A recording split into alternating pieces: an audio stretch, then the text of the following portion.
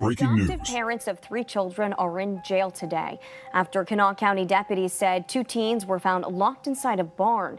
Hannah Klein breaks down the investigation after deputies say they received a 911 call from someone concerned about the kids.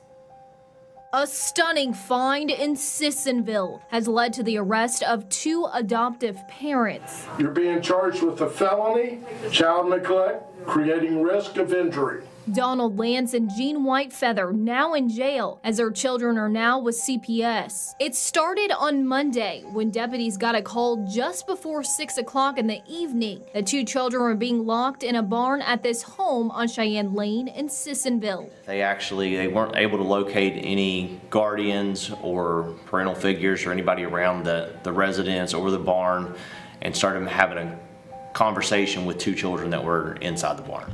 Deputies eventually forced their way into the barn, where they said they found a 16-year-old girl and 14-year-old boy inside a 20 by 14-foot room. Investigators say the teens had no way to get out of the shed, with no running water, no bathroom. The girl told deputies their parents had brought them food around 6 o'clock that morning, but said her and her brother weren't allowed in the house and were locked in the barn for long periods every day. Eyewitness News spoke to neighbors who were afraid to go on camera, but claim multiple families called police about the children's safety several times, and they are thankful they are now safe. Well, I mean, it's a pretty bad case. I mean, it's you know, in any type of situation like this, it's not really comparable. A horrific condition, like, it's just not how you want or how you would even expect children to be raised or been taken care of. Lance and Whitefeather eventually showed up at the home. They're now charged with child neglect, creating substantial risk of injury. The mother admitted the children were left in the shed,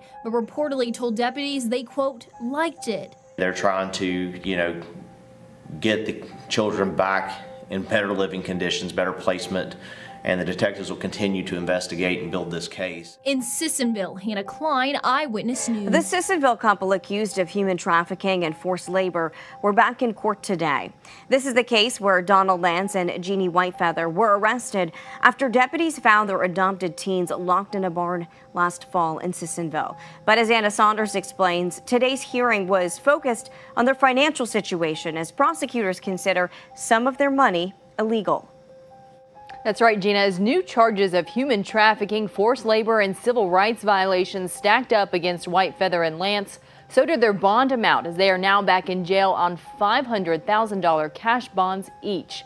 But the matter addressed in court today was about the first bond they posted when they were able to put down $400,000 cash back in February. This raised red flags with the prosecution, as they believe that money is contraband and are now looking to have it turned over to the state.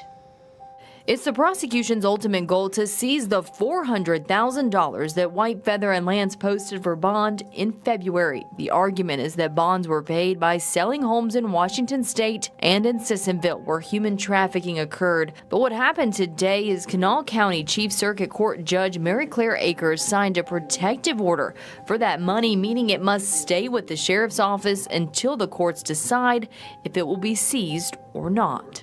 We're not trying to forfeit the money without due process. We just want to protect it and preserve it until we've had a chance to litigate the claim. A 16-count indictment was recently returned against Lance and Whitefeather, going far beyond their initial charge of child neglect.